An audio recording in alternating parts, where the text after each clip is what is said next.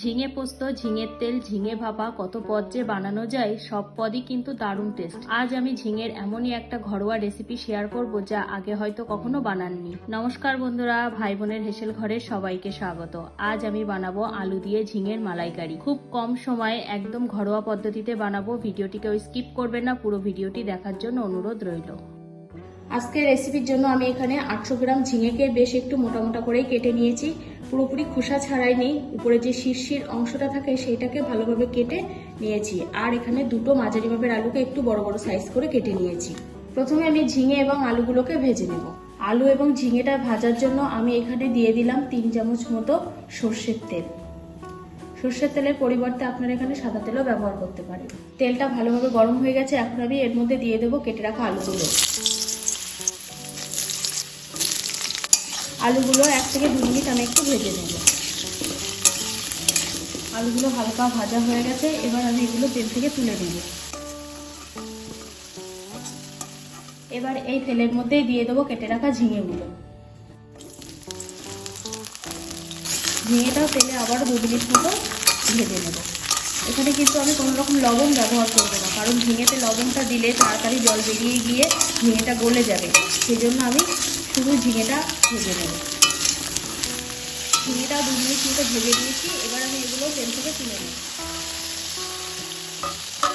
এবার আমি কড়াইতে আবারও 2 চামচ মতো দিয়ে দিলাম সর্ষের তেল। এবার এই তেলের মধ্যে আমি দিয়ে দেবো 1/4 চামচ গোটা জিরে ফোড়ন, 2টো তেজপাতা, 2টো শুকনো লঙ্কা, 2টো দারচিনি। মশলাটা তেলের সাথে একটু ভালোভাবে নাড়াচাড়া করে নেব। মশলাটা থেকে সুন্দর একটা ফ্লেভার বেরিয়েছে। এবার আমি এর মধ্যে দিয়ে দেবো একটা বড় মাপের পেঁয়াজ কুচি। পেঁয়াজটাকেও ভালোভাবে ভেজে নেব।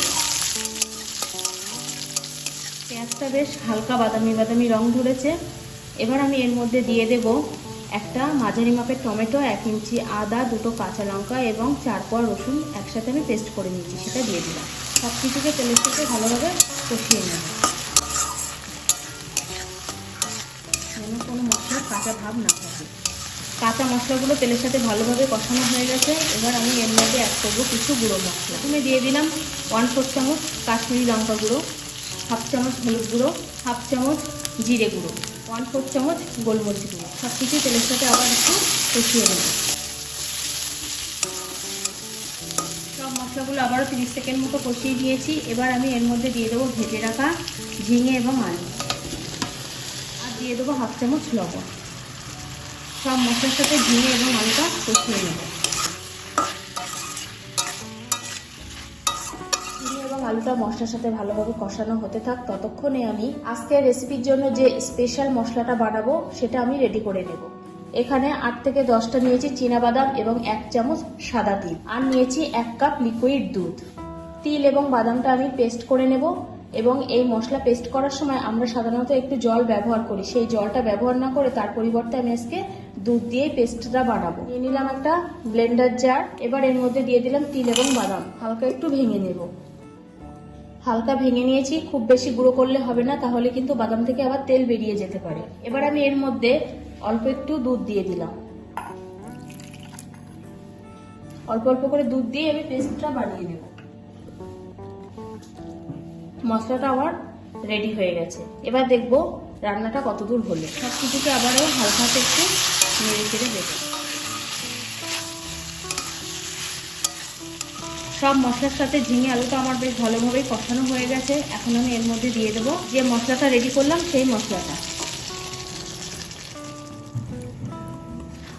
আবারও একটু কষিয়ে নেব 1 থেকে 1.5 মিনিট। যে সকল বন্ধুরা ঝিঙে খেতে একদমই ভালোবাসেন না, তারা একবার হলেও এইভাবে ঝিঙেটাকে রান্না করে দেখবেন।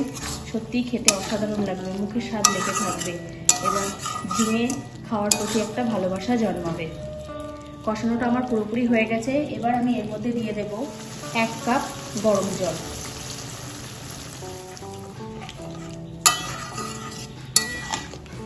এবার আমি এর মধ্যে দিয়ে দেবো ঝোলের আন্দাজে 1/4 চামচ লবণ, 1/4 চামচ হলুদ গুঁড়ো, 2টো কাঁচা লঙ্কা চেরা।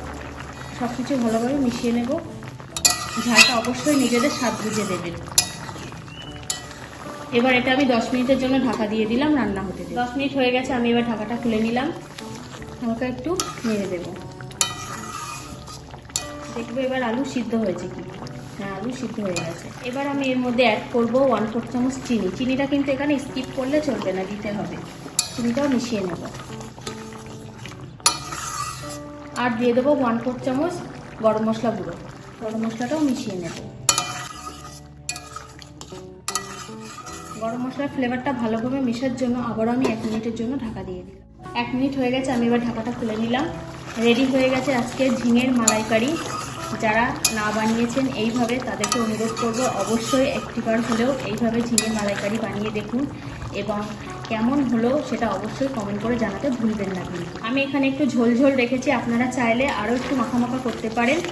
রান্নাটা আমার পুরোপুরি কমপ্লিট হয়ে গেছে। এবার আমি এটা নামিয়ে নেব, গ্যাসটাকে অফ করে দিলাম।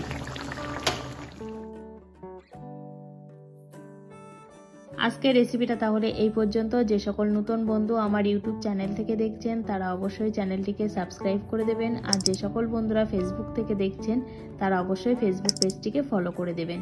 আজ তাহলে এই পর্যন্ত, দেখা হচ্ছে পরের কোনো নতুন রেসিপিতে।